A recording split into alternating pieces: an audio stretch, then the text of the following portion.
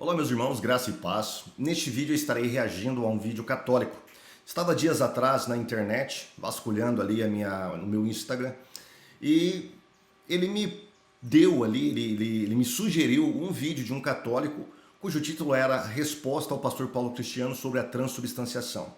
Então me chamou a atenção porque foi o último vídeo que eu fiz sobre os pais da igreja. E ao entrar no canal desse rapaz, eu não me lembro o nome dele agora, nunca ouvi falar desse rapaz também, mas as redes sociais vão fazendo isso, né? Elas vão mostrando vídeos para você que se relacionam com o tema do qual você está envolvido. Eu percebi que ele pegou meu último vídeo sobre transubstanciação dos pais da igreja e dividiu em dois. O primeiro vídeo ele responde algumas questões preliminares que eu falo sobre os pais da igreja naquele vídeo, e depois ele fez um vídeo específico sobre os pais da igreja, tentando me refutar. Neste vídeo de hoje, eu não vou falar sobre os pais da igreja, eu farei isso posteriormente, depois de ouvir o vídeo dele. Eu tenho uma fila de vídeos católicos aí para poder responder, então ele vai entrar na fila também. Mas esse primeiro vídeo aqui, eu vou falar sobre as preliminares, que eu achei interessante responder algumas questões que ele levantou ali no vídeo dele. Então, este vídeo tem o objetivo de responder a esse vídeo reação que ele fez ao meu último vídeo sobre transubstanciação. Sem mais delongas, vamos colocar aqui, como de costume, as falas dele e vamos analisá-las se realmente elas têm base, né, na realidade do que ele falou. Antes, porém, não se esqueça, deixe já o seu like aí para nós, se inscreva no canal se você não é inscrito e comente também, tá? O que nós estaremos falando aqui. Se você gostou do vídeo também, reparta com sua comunidade, com sua igreja, escola dominical, com seus amigos, aqueles que estão em dúvida sobre se o catolicismo ou o protestantismo é o correto. Esse vídeo vai te ajudar muito, tá bom? Então vamos colocar o vídeo dele e vamos analisá-lo. É só fazer um adendo aqui. Dogma é o quê? Dogmas são verdades de fé. Então, se você nega uma verdade de fé, você não é considerado católico, né? Uma coisa bem lógica, bem simples. Não é tão aterrorizante como ele fez parecer ser. Bom, ele fala que dogmas são verdades de fé, e de fato é assim. O dogma é uma verdade de fé católica em que o católico está obrigado a crer nela. Se ele não crer nela, ele não pode ser católico. Eu quero que você tenha isso em mente. Ele não pode ser católico. Em todo dogma de fé católico, ou pelo menos a maioria que eu vi, ela vem sob um anátema. Tá? Hoje a palavra anátema ela não está sendo mais usada, porque é uma palavra politicamente incorreta hoje. Né? O catolicismo está trabalhando a sua imagem hoje no século XXI, né? Está higienizando algumas doutrinas dele, por exemplo, a questão do purgatório. O purgatório não é tão terrível como era na Idade Média, com fogo literal, em um lugar de tormento, próximo ao inferno, onde as pessoas ficavam ali agonizando para pagar os seus pecados. Hoje eles transformaram o purgatório quase numa sala de amor, né? O fogo ali agora é o amor de Cristo que nos purifica.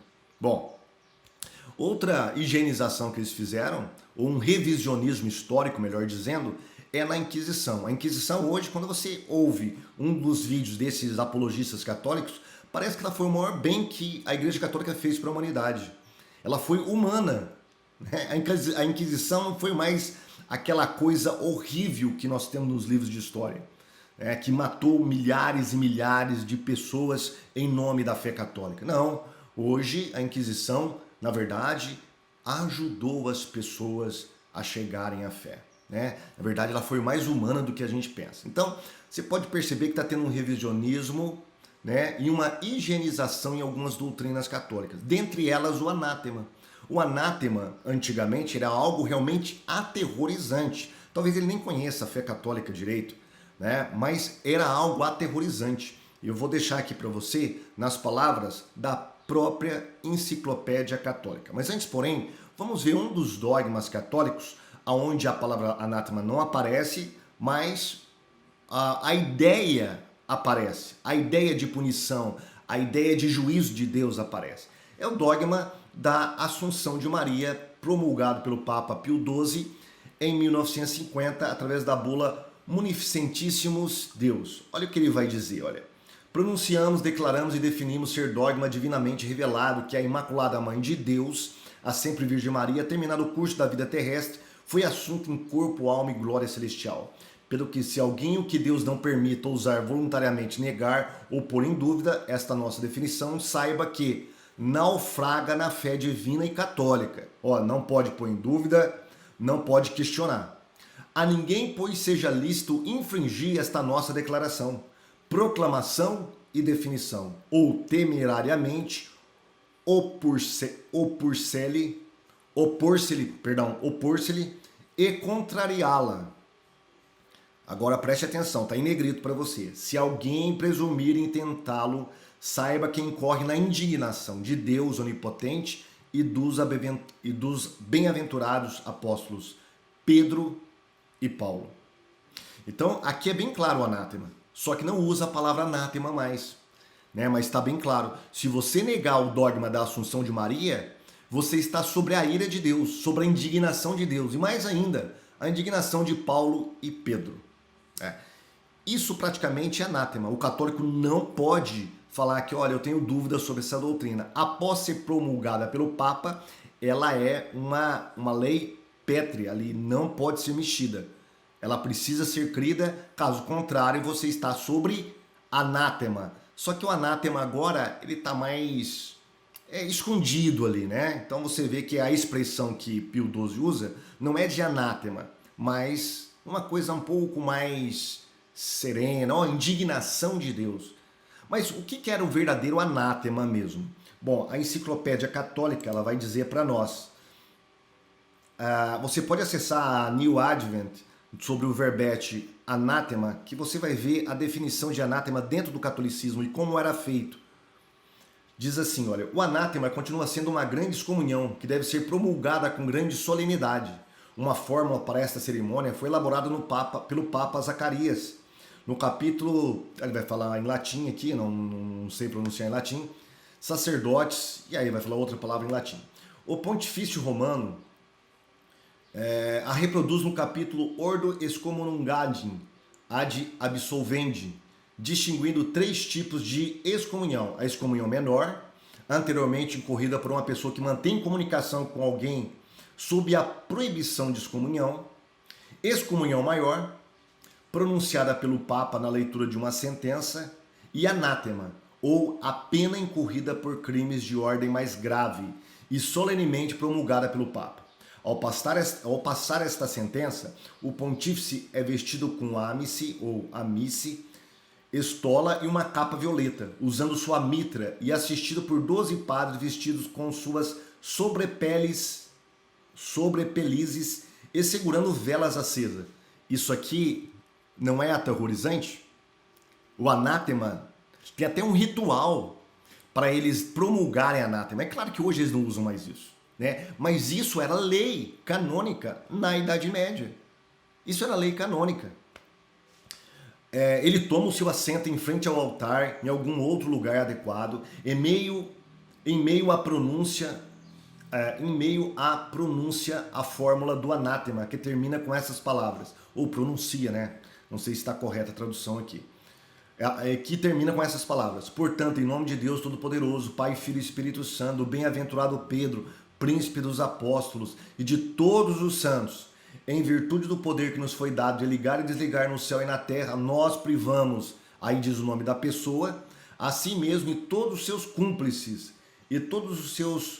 cúmplices, da comunhão do corpo e sangue de nosso Senhor. Nós o separamos da sociedade, de todos os cristãos. Nós o excluímos do seio da Santa Mãe, de nossa Santa Mãe, a Igreja no céu e na terra.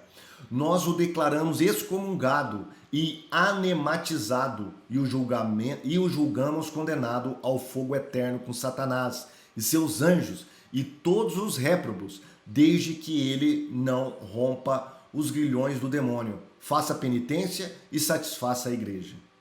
Nós o entregamos a Satanás para mortificar seu corpo, para que sua alma seja salva no dia do julgamento.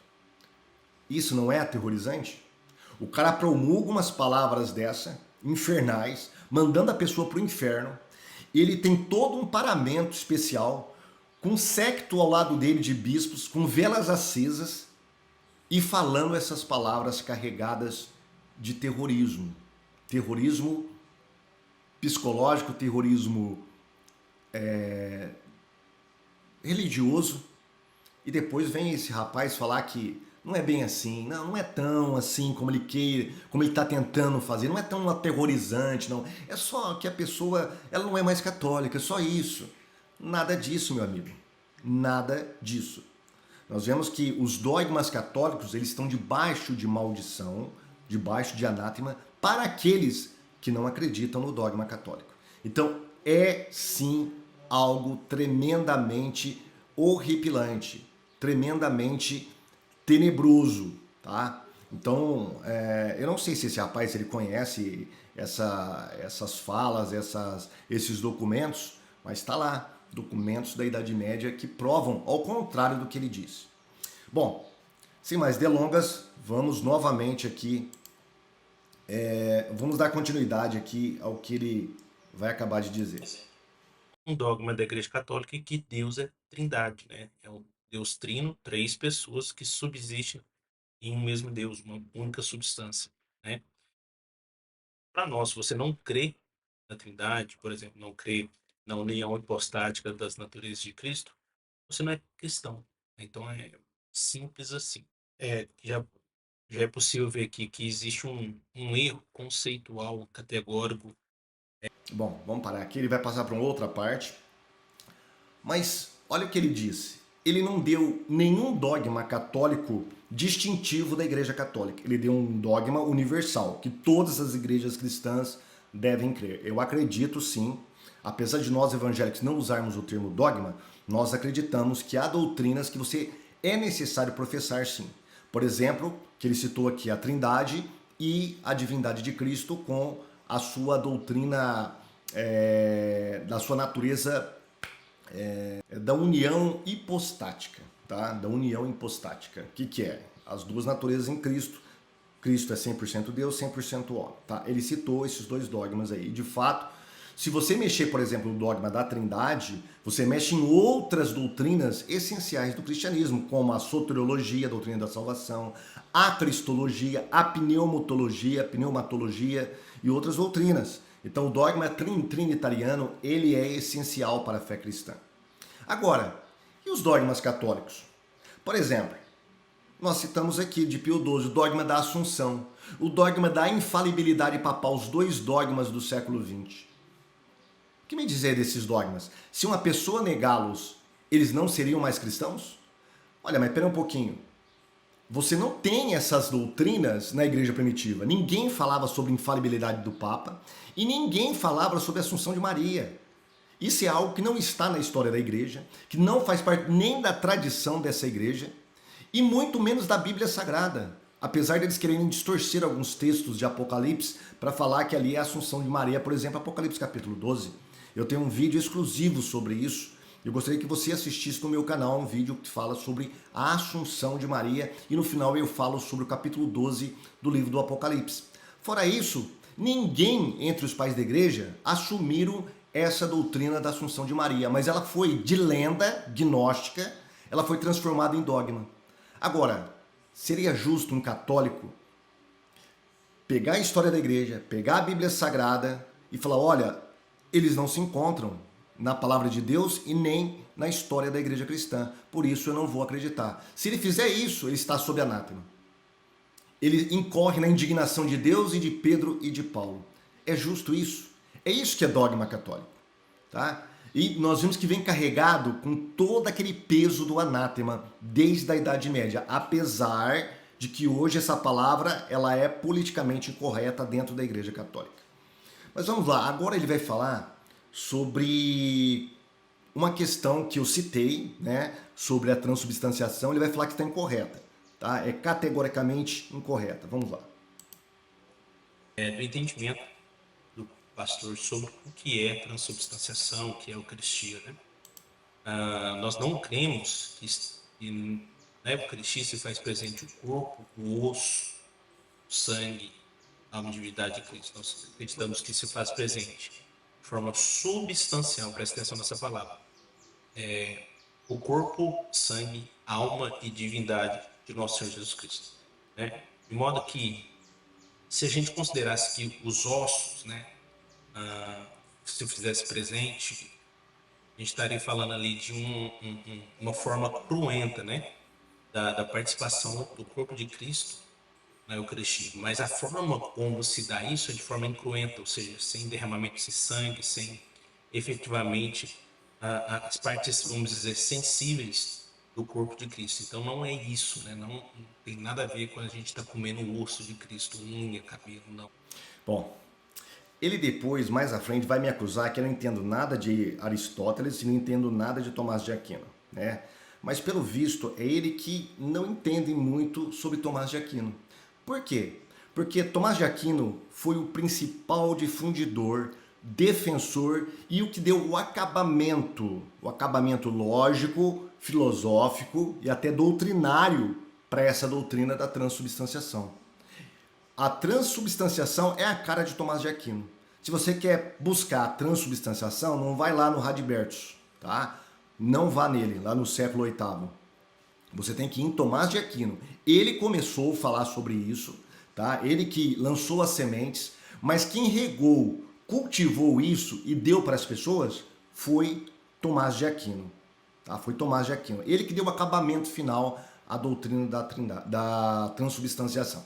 Agora, será que Tomás de Aquino ele concordava comigo ou com esse católico aqui? Vamos ver o que diz Tomás de Aquino na sua Suma Teológica, tá? Na pergunta 76 da Suma Teológica, no artigo 1, onde tem por título O modo como Cristo está neste sacramento. Para quem não tem contato com a Suma Teológica são perguntas e respostas, tá? Ele coloca as objeções que são levantadas contra a doutrina católica, né? Uma, duas ou até três objeções, e depois ele responde embaixo essas objeções. Tá bom? É isso que ele está fazendo aqui. Então alguém fala, olha, eu não acredito que Cristo esteja por inteiro no sacramento. E aí ele vai falar que Cristo está por inteiro. No artigo 1, o subtítulo é Se Cristo está contido em sua totalidade nesse sacramento? Objeção 2. Ele tem várias objeções, só que o que nos interessa aqui é a objeção 2. Olha o que diz a objeção 2 de algum dos adversários da transubstanciação. Eles falavam o seguinte, olha, portanto, somente a carne e o sangue de Cristo estão contidos nesse sacramento, mas há muitas outras partes do corpo de Cristo, por exemplo, os nervos, ossos e coisas semelhantes. Portanto, o Cristo inteiro não está contido nesse sacramento. Qual que era a objeção? Olha, o que está contido no sacramento é apenas a carne e o sangue de Cristo. Isso os adversários de Tomás de Aquino estão falando. Eles vão falar assim, ó, Cristo não está contido com ossos, com nervos, é só a carne e o sangue. Aí o que Tomás vai fazer? Ele vai refutar essa ideia de que Cristo não está com os seus ossos e nervos no sacramento, na Eucaristia.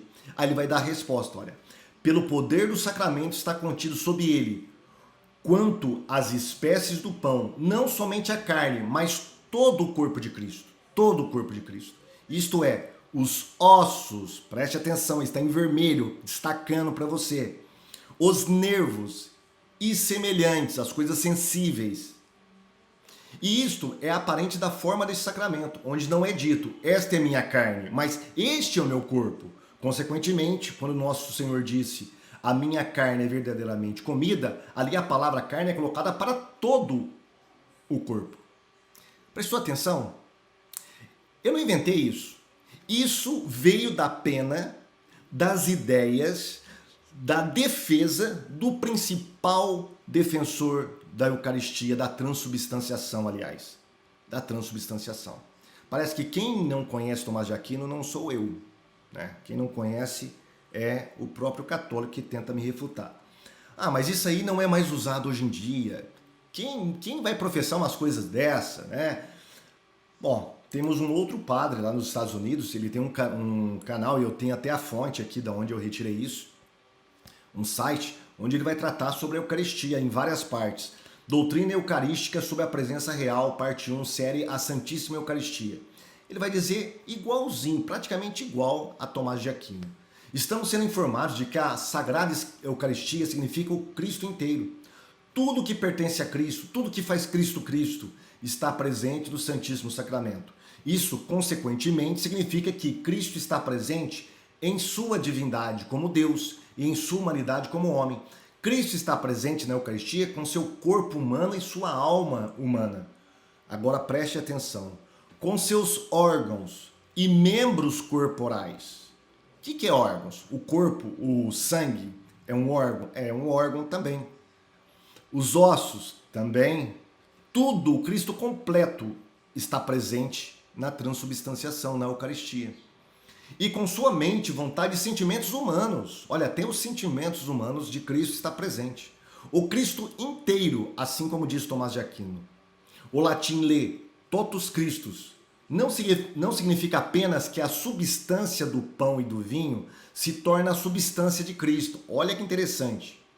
A presença real não é apenas a substância de Cristo, mas todo o Cristo, sua substância, mas todas as propriedades humanas de sua humanidade. Bom, essa doutrina ainda encontra guarida, essa ideia, né, de que Cristo está inteiro, com seus ossos, nervos, divindade, carne, sangue, está completo. Né? Então, o que eu disse no meu vídeo não é nenhum erro categórico. Isso a própria Igreja Católica, os próprios prelados católicos é que dizem isso. Vamos continuar observando aqui as falas do nosso amigo. Vamos ver o que ele tem mais a dizer aqui. Ou seja, é muito.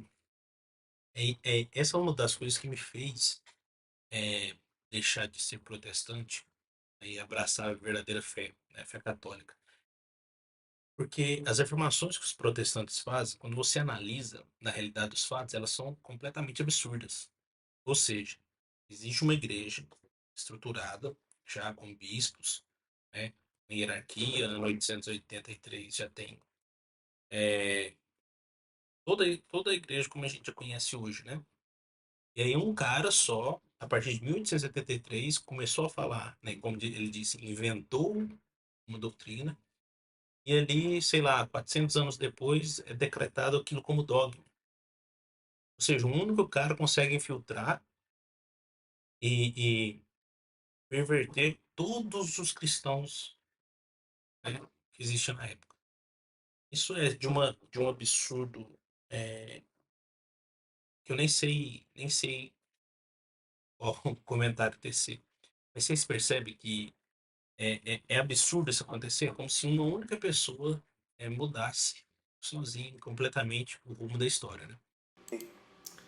Bom, é interessante que ele fala que isso é absurdo, que isso é uma das razões que ele deixou de ser protestante. Eu acho que é algo bem fraco para ele deixar de ser protestante. Talvez a sua base doutrinária protestante era muito frágil para ele ter acreditado nessas doutrinas católicas que não tem fundamento na história e nem na Bíblia Sagrada. Mas enfim, ele diz que, olha, uma pessoa apenas conseguiu assim enganar todo mundo, né?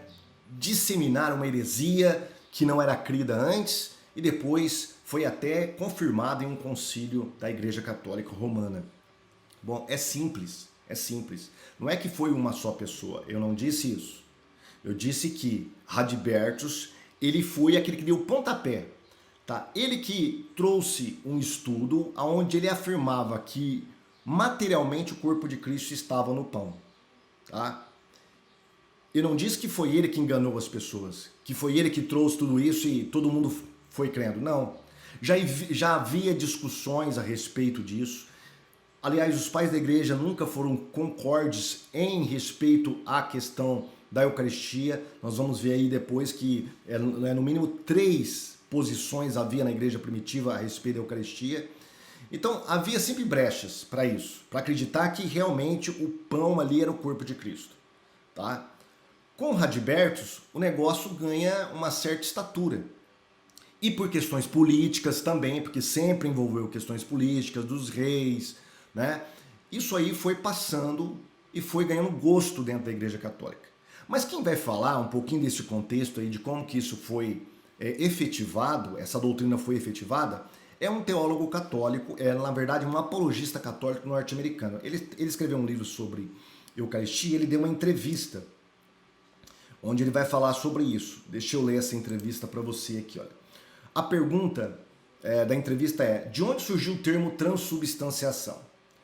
Olha, historicamente, ele vai responder, ele surge em um momento em que uma nova estrutura filosófica na Europa Ocidental estava tornando a crença tradicional da igreja na presença real mais difícil de entender.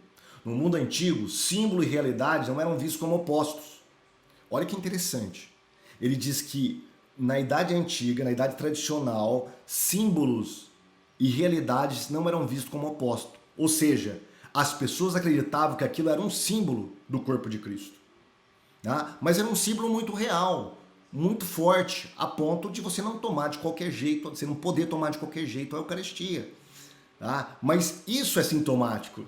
Isso aqui é interessante o que ele diz. Mas à medida em que uma visão de mundo mais ou menos platônica desaparecia na Europa Ocidental, eles passaram a ser vistos como opostos. E a tentação era colocar uma compreensão sacramental, às vezes que meramente simbólica, da Eucaristia contra uma física, e às vezes quase canibal. Olha que interessante aqui. A igreja precisava de linguagem para algo que fosse realmente muito real, mas que não fosse físico no sentido normal. Substância se encaixava no perfil. Na filosofia aristotélica, a substância é a realidade mais profunda da coisa, está presente não aos sentidos, mas à mente. Então, por exemplo, nossos sentidos percebem algo branco, granular e doce, mas nosso intelecto identifica açúcar. Açúcar é algo mais profundo que brancura, doçura ou granularidade. Há algo que é mais do que as características físicas, algo que tem as características físicas. Ficou meio confuso aqui. Há algo que é mais do que as características físicas. Algo que tem, algo que tem as características físicas. Após um vai e vem bastante longo e algumas tentativas fracassadas, prestou atenção? Vai e vem, tentativas fracassadas, a igreja decidiu pela linguagem da substância e dentro de uma geração o termo transubstanciação estava sendo usado para descrever a mudança eucarística do pão e do vinho no corpo e sangue de Cristo. Foi usado de forma indefinida em um concílio da igreja em Latrão 1215. Naquele ponto, ainda poderia significar uma variedade de coisas diferentes. Com o trabalho de São Tomás de Aquino mais tarde, naquele século, o termo assume a especificidade que tem para nós hoje. Por exemplo, agora significa muito precisamente uma mudança da substância do pão e do vinho na substância do corpo e do sangue de Cristo. Mas antes, poderia significar que a substância do pão e do vinho permaneceu e teve a substância do corpo e sangue de Cristo adicionadas à consubstanciação, que era a ideia de Lutero. Ou que as substâncias do pão e do vinho foram destruídas e substituídas pelas substâncias do corpo e sangue de Cristo. Aniquilação. O termo também sofreu alguma degradação depois de Tomás, de modo que na época de Lutero, o entendimento comum da filosofia nominalista era, na verdade, a teoria da aniquilação. Isso foi parte do que levou Lutero a rejeitá-la, e Tomás teria apoiado a moção.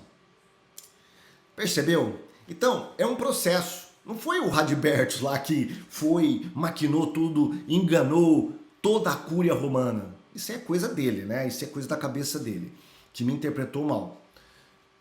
A ideia é, esse cara deu o pontapé, e isso foi um processo devido a todo o contexto histórico, filosófico, cultural da época. E vai culminar com Tomás de Aquino. Mas olha que interessante, não havia nenhum consenso sobre transubstanciação.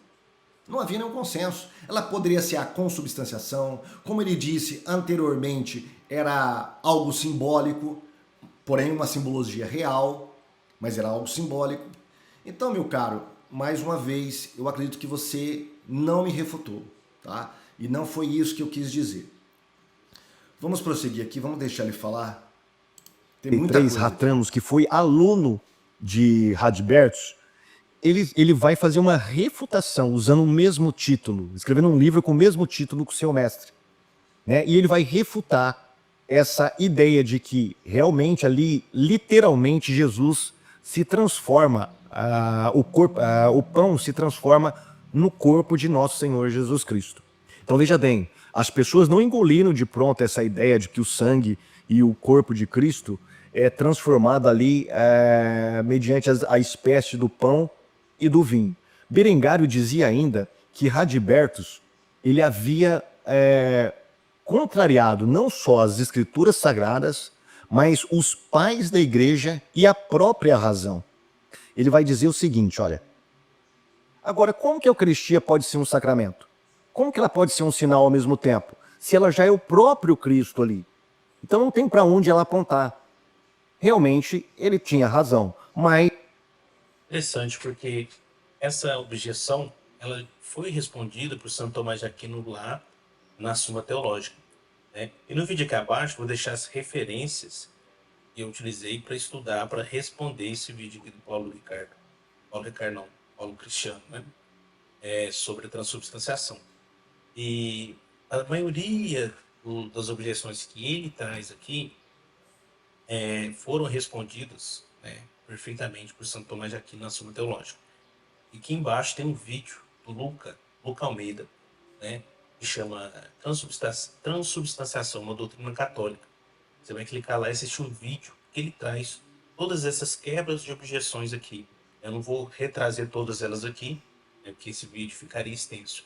Mas é interessante ele trazer esse ponto, né, uma objeção que houve à época, mas que ela foi rebatida e foi solucionada por Santo Tomás de Aquino. Bom, o que ele faz? Eu disse que Berengário ele fez uma argumentação muito lógica. Ora, se o corpo de Cristo ele aponta como um sinal para uma realidade maior, isso acaba na transubstanciação. Se de fato a transubstanciação é o próprio corpo de Cristo. Se ele é o próprio corpo de Cristo, ele não pode apontar para uma outra realidade. Ele já está ali, ela é a própria realidade. Como que ele pode ser um sinal? E a igreja primitiva acreditava que as espécies, né, a eucarística do pão e do vinho, era de fato um sinal que apontava para uma realidade maior. E Berengário ele vai trazer justamente esse argumento. Olha, a transubstanciação acaba com toda essa ideia, uma ideia professada na igreja primitiva. Aí ele vai falar que Tomás de Aquino refutou isso, e como prova disso, se é isso que eu entendi, ele me aponta para o vídeo de um rapaz, onde ele vai trazer algumas objeções levantadas por Tomás de Aquino e sendo respondidas pelo próprio Tomás de Aquino. Ele fala que essa objeção de Berengário foi respondida por Tomás de Aquino. Na verdade, até onde eu sei, Tomás de Aquino, neste vídeo que esse rapaz fez, não responde nada desta objeção, nada. Eu assisti o vídeo do rapaz, é um rapazinho novo, Lucas não sei das quantas, Lucas Almeida. Ele estudou nos Estados Unidos, realmente num seminário tomista, ele conhece, ele é estudante de tomismo, ele é estudante de Tomás de Aquino, conhece as doutrinas tomistas, porém ele não concluiu esse seminário nos Estados Unidos, ele voltou para o Brasil e faz vídeos aí a respeito deste tema. Só que todo o vídeo, eu assisti praticamente o vídeo inteiro, principalmente a parte de Tomás de Aquino. Ele não lida em nenhuma parte com essa objeção, pelo menos o vídeo não lida nenhuma parte com essa objeção. E as partes que ele lida são muito fáceis de refutar, muito fáceis. Tomás de Aquino era um grande pensador, porém, quando você vai defender heresias, você vai defender algo que não pode ser substanciado na palavra de Deus, sempre você abre brechas para o erro. E Tomás de Aquino não era diferente, apesar de ser um grande pensador, né? Todos os grandes pensadores têm os seus furos, têm os seus defeitos, têm as suas fraquezas, e Tomás de Aquino não era diferente. E engraçado que mais pra frente ele vai tratar São Tomás de Aquino como se ele fosse um cara, né, um cara qualquer, um lixo. Olha o que ele diz. Isso é próprio dos católicos. Os católicos, eles assistem o vídeo uma vez e já vai jogando palavras em cima e colocando palavras na boca do seu oponente sem o seu oponente ter falado isso. Ele diz que eu tratei Tomás de Aquino como qualquer um e eu disse que Tomás de Aquino é praticamente um lixo. Agora, eu vou colocar para você aqui a parte do vídeo que a primeira vez que eu menciono Tomás de Aquino nesse vídeo. Preste atenção. Veja se realmente é o que ele disse. Entra em cena aí a figura de Tomás de Aquino, um dos maiores pensadores aí da época medieval. Percebeu? Eu disse que Tomás de Aquino é um grande pensador. Ele disse que eu disse que ele era um lixo. Mas na verdade o que eu disse não foi isso. Foi que ele era um grande pensador. E Tomás de Aquino deve ser respeitado. Apesar de todos os seus erros, né? Inclusive a ingenuidade, porque quando ele vai escrever aquele livro Contra os Erros dos Gregos, para tentar refutar as igrejas orientais a respeito do papado e outras doutrinas, purgatório, o que ele faz? Ele recebe do Papa um monte de documentos falsos, com concílios falsos, com citações falsas dos pais da igreja, e ele toma isso como verdadeiro. Isso mostra que, mesmo uma pessoa, um pensador inteligente como Tomás de Aquino, poderia muito facilmente ser enganado, por causa da sua crença, da sua ingenuidade, do seu fideísmo à Igreja Católica da época. Tá? Então, mas longe disso, eu não disse que Tomás de Aquino era um lixo. Isso são palavras da boca dele. É óbvio, né, que não vão participar das igrejas que não aceitam a autoridade de Roma, né?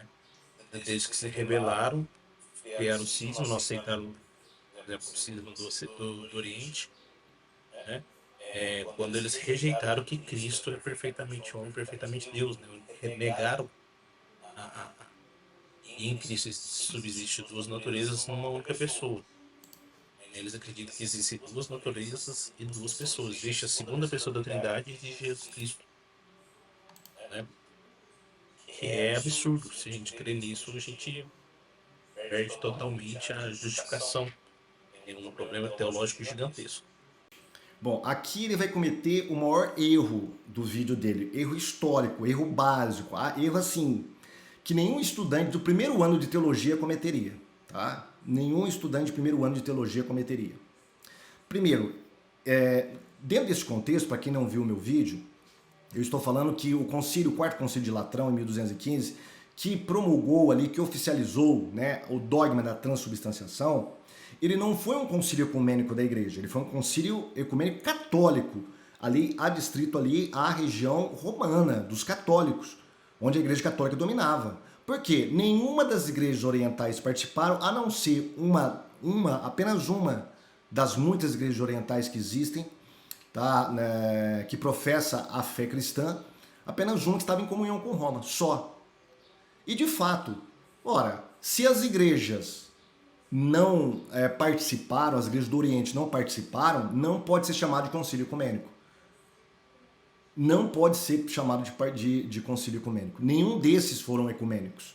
Né? Depois do século IX para frente, nenhum desses concílios foram ecumênicos. Apenas da Igreja Católica. Ecumênico apenas para os romanos, não para toda a igreja. Portanto, não teve força de dogma para toda a igreja de modo algum. Tem força de dogma para os católicos, não para os cristãos de modo geral.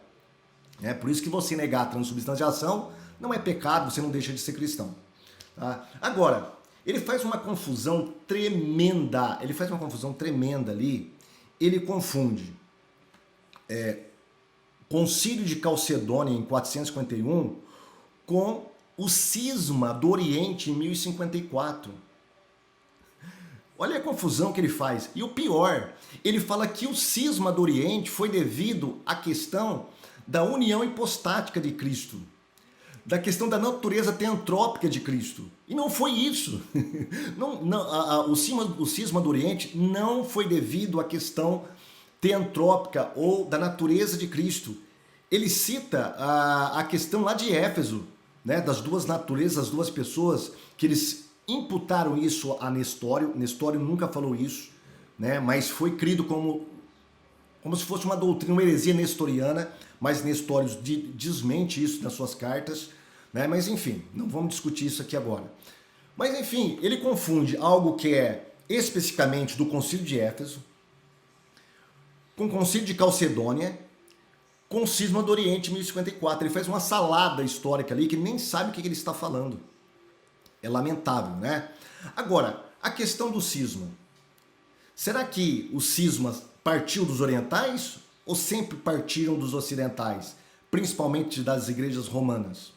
Bom, Irineu já vai falar lá no século II, né? Lá no século II, registrado no século IV por Eusébio de Cesareia, sobre as pretensões do bispo romano em desligar igrejas que não estavam sob a sua jurisdição. Né? E ali ele é contestado por Irineu, ele é contestado pelos bispos que não faziam parte da igreja ocidental. Aqui, por exemplo, no século III, né, a gente tem um problema com o bispo Vítor, que queria desligar algumas igrejas porque não acreditava no modo dele celebrar a Páscoa. E aí Irineu vai dar uma tremenda repreensão nele. Depois Cipriano repreende o bispo Estevão por causa da comunhão, que ele queria excomungar algumas igrejas que não estavam sob a sua autoridade. Cipriano vai escrever uma carta repreendendo o bispo Estevão, que era o papa da época, né, considerado papa romano. Depois Zósimo, arrogando para si a obediência, ele tentou defender Pelágio, e Agostinho vai repreendê-lo também. Aí depois nós temos o Papa Nicolau com Fócio. Então a gente percebe que a arrogância, o cisma, sempre parte dos romanos. Sempre parte dos romanos. Então o cisma de 54, que envolveu questões políticas, teológicas, foi devido à questão do filioque, ou seja, da processão do Espírito Santo, e não das duas naturezas de Cristo. Portanto, está completamente errado. Né? Então dá para ver, né, como que a pessoa ela sai do protestantismo, sem conhecer doutrinas básicas do protestantismo, talvez não tenha nenhum curso de teologia protestante, né, e vai se aventurar agora a fazer reações a vídeos apologéticos, sendo que nem ao menos ele conhece o que ele está falando e o que ele está defendendo. É lamentável. Pessoal, eu queria trazer para vocês esse ponto, essa questão do milagre, né? E o milagre de Bolsena, eu acho interessantíssimo ele falar um suposto milagre, né? Vou mostrar para vocês milagres eucarísticos. Esse vídeo aqui, ele vai tentar provar que o milagre, olha, eu estou falando do milagre de Bolsena, tá? Ele não trata sobre o milagre de Bolsena, ele vai tratar sobre um outro milagre, que é o suposto milagre, e eu falei realmente suposto milagre, de Lanciano, na Itália. Tá? Lanciano, na Itália. Então ele vai trazer para tentar provar que tem base científica o milagre de Lanciano. Só que eu não vou tratar disso agora porque vai ficar enorme o vídeo. Eu vou tratar num vídeo à parte, tá ok? Então nós vamos avançar aqui em algumas falas dele. Não vou me deter nisso. O que é substância? Né? Ele não explicou até agora no vídeo. E é claro que ele não vai explicar, porque se ele explicar, você pega lá... Ele diz que eu não expliquei até agora no vídeo o que é substância. Meu Deus, eu falei que eu iria fazer um outro vídeo só para tratar sobre isso. É por isso que eu não expliquei nada sobre substância neste vídeo que eu fiz. É elementar, é uma questão de lógica, né? É uma questão de interpretação. Mas olha o que ele diz, olha, ele não explicou nada. Porque se ele explicar o que é substância, aí ele não fala nada. Ele não diz nada. Ele envereda para um outro assunto. Sinceramente, eu não entendi o que ele quis falar. Mas ele vai explicar agora a substância, tá? Como que a doutrina da transubstanciação ela tem uma base muito forte na lógica e na filosofia a partir de Tomás de Aquino e Aristóteles. Vamos deixar ele falar aqui. O que é substância? Substância é aquilo que subsiste por si mesmo. Por exemplo, vou dar um exemplo aqui. Existe a substância João Vitor. João Vitor é uma substância. Eu existo por mim mesmo. O que seria acidente? Olha que interessante. Ele vai explicar agora sobre o que é a substância e o que é acidentes, né? Que está patente ali não só na filosofia de Tomás de Aquino, mas ele pega de Aristóteles isso. Substância é aquilo que é o ser, o que é real, tá? E acidentes é aquilo que faz o ser dialogar com o mundo ao seu redor, ok? São coisas que são dependentes. Os acidentes são dependentes da substância. Ele vai dar uma explicação aqui, mas eu vou explicar outras coisas aqui, por exemplo, como a maçã. A substância é a maçã, tá? A maçã nunca deixa de ser maçã. Porém, a sua massa ela pode mudar, o seu formato pode mudar, o seu cheiro pode mudar, a sua cor pode mudar. Cheiro, cor, formato, massa, tudo isso é espécie. É acidentes, tá? que é a substância? É a própria maçã. Se a maçã é vermelha, se a maçã é verde, ela passa a ser vermelha, ela não deixa de ser maçã. Não é porque os seus acidentes mudaram que ela deixou de ser maçã. Os acidentes podem mudar, porém a maçã permanece. Tá? Essa é a ideia de substância e acidentes. É isso que ele vai explicar. Agora, olha que interessante. Ele vai dar um exemplo dele mesmo para explicar isso. Tá? E aí, o que ele faz? Ele muda. Na hora H, para ele explicar, ele muda a questão. Ele sai dele e muda para a questão do pão. Por quê? Porque aí iria complicar a vida dele. Vamos deixar ele falar que eu vou explicar melhor para você. De mim seria um acidente, por exemplo, a cor dos meus cabelos, né? Porque o acidente ele não existe por si mesmo, né? Ou seja, a cor do meu cabelo precisa do meu cabelo para essa cor existir, percebe? Então, se a cor do meu cabelo que é castanho, né? Se eu for lá e pinto ele de roxo, o acidente ele muda, né? Então passa de castanho para roxo, né? Mas a minha substância não muda. Na transubstanciação ocorre o contrário, né? É, eu deixo de ser eu e, por exemplo, né, o pão deixa de ser pão e a sua essência. Percebeu? Ele não prosseguiu no exemplo dele. Por quê? Veja bem, se o meu cabelo, ele está dando o exemplo dele, olha, a minha substância é eu, fulano de tal. Se o meu cabelo mudar, o cor dos meus olhos mudar, não vai mudar a minha substância. Não irá mudar a minha substância. Agora, se eu mudar a minha substância, aí ele para, ele muda para o pão. Por quê? Porque é complicado isso. É complicado. Por que é complicado? Porque ele, ou melhor, um ser, substância, tá? Os acidentes que estão aderidos à minha substância, se a minha substância deixar de existir, eles deixam de existir. Eles deixam de existir, ele não pode deixar de existir. E este que é o grande problema da teoria de Tomás de Aquino. Aliás, um filósofo católico da época de Tomás de Aquino, um dos grandes estudiosos de Aristóteles, escreveu um livro refutando essa ideia de substância e acidentes em Tomás de Aquino, falando que ele estava errado. Tomás de Aquino estava errado. Eu não me lembro agora o nome dele, depois eu posso citar aqui. Tá? Mas eu vou fazer isso no meu vídeo, que eu vou tratar só sobre essa questão de Tomás de Aquino e a transubstanciação. Vamos deixar ele falar aqui. Sua essência, sua substância passa a ser Cristo, né? Passa a ser o corpo de Cristo. Porém, os acidentes de pão, né? Ou seja, aquilo que o cheiro que você sente, o gosto que você sente, a textura do pão, né? A forma como ele derrete na boca, isso tudo são os acidentes do pão. Isso se mantém. E é disso, exatamente disso que se trata a transubstanciação. Por isso que quando você come aquela hóstia ali, você não vai sentir gosto de carne, você não vai sentir gosto de sangue, a não ser que aconteça um milagre eucarístico, né? Mas ordinariamente não acontece. Então, quando nós falamos de transubstanciação, a substância, né? Aquilo do que aquele pão é feito deixa de ser pão mesmo, né? Substancialmente passa a ser o corpo de Cristo. Um milagre, né? A Eucaristia, ela é um milagre. Tanto é que o que nosso Senhor Jesus Cristo faz ao nascer? Ele pega o pão, né? Tendo partido o pão, dando graças, ele partiu dizendo, né?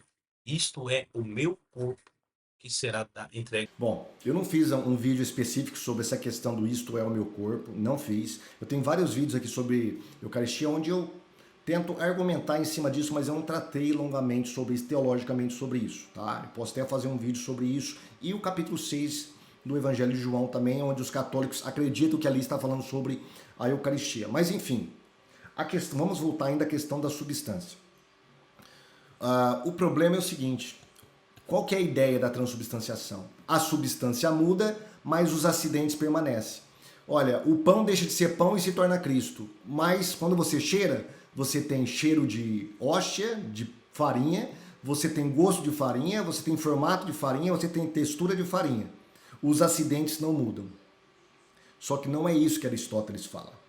Ele fala que mudando a substância, muda os acidentes. Por quê? Porque os acidentes são dependentes da substância. Se você não tem substância, você não tem acidentes. Substância não pode ficar assim flutuando sem acidentes próprios dela. Entendeu? É aí que está o grande erro deles. Outra coisa, ele vai citar aqui que isso é um milagre, que acontece um milagre ali. Mas todos os milagres da Bíblia que Deus faz, a percepção sensorial e a lógica da pessoa está a par com o milagre. Por exemplo, quando Jesus ele transforma a água em vinho. Tá? Antes era a substância da água e depois deixou de ser substância de água e passou a ser vinho. Ou seja, as moléculas da água foram transformadas em outras moléculas. Agora, será que os acidentes ficaram suspensos? Continuaram com o acidente da água? Não. Era cheiro de vinho, era gosto de vinho, era tudo de vinho. Os acidentes acompanharam a substância. O próprio milagre não muda a substância e deixa os acidentes. E eu poderia citar outras provas bíblicas aqui de milagres que acompanham essa mesma lógica. Deus, ele faz milagres, ele não faz coisas contrário à lógica. Deus não faz coisas contrário à razão. Ora, mas Deus não é onipotente, ele não pode fazer qualquer coisa? Pode, desde que essas coisas não colidem com algo que é essencial, que é a própria razão, que é o fundamento do próprio Deus. Por exemplo, aquela velha pegadinha dos ateus, né? Será que Deus poderia fazer uma pedra tão grande que ele não pudesse carregá-la? Isso é logicamente impossível. Deus não vai fazer uma pedra que ele não possa carregar. Isso é logicamente impossível. Não é? Então Deus não trabalha com milagres contra a lógica. Por exemplo, Deus não pode fazer um quadrado redondo. Não tem como Deus fazer um quadrado redondo. Não porque ele não possa, não tenha poder, mas é porque é ilógico isso, é contrário à lógica. Deus não pode fazer nada que é contrário à lógica, que é o fundamento da realidade, que está fincado no próprio Deus. Entendeu? Então os milagres de Deus não contrariam a razão, não contrariam a lógica, apesar de contrariar as leis da natureza, mas não contraria a lógica. A água é água, o vinho é vinho. O pão continua sendo pão, ele não transforma em carne, corpo de sangue de Cristo. Tá? Você sente o gosto de farinha, você sente a textura de farinha, você você vê a cor de farinha, você vê o tamanho dele, porque ali realmente é um pão ou é uma hóstia, não é o corpo de Cristo.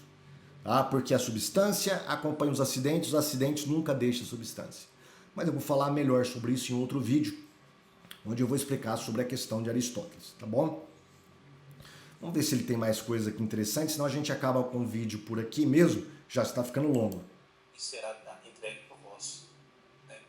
Pega o cálice, esse é o cálice. Bom, agora ele vai falar sobre questões bíblicas, né? Não vou entrar aqui porque vai ficar muito grande o vídeo, tá? Eu vou fazer um vídeo só sobre isso, posso até inserir a fala dele aqui ou usar a fala de outros vídeos católicos aí para tratar sobre o assunto, sobre Isto é o meu corpo e João capítulo 6, tá bom? Mas aqui só para mostrar como que essas pessoas que se aventuram a fazer apologética, elas não sabem nem do que elas estão fazendo, não sabem nem o que estão fazendo e nem do que estão falando.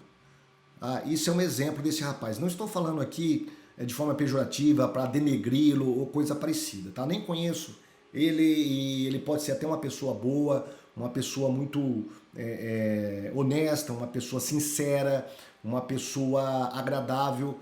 Porém, nessa questão do vídeo dele, que ele tentou me refutar, ele está completamente enganado, tá? Ele está completamente enganado. E é sobre isso que eu queria falar nesse vídeo aqui.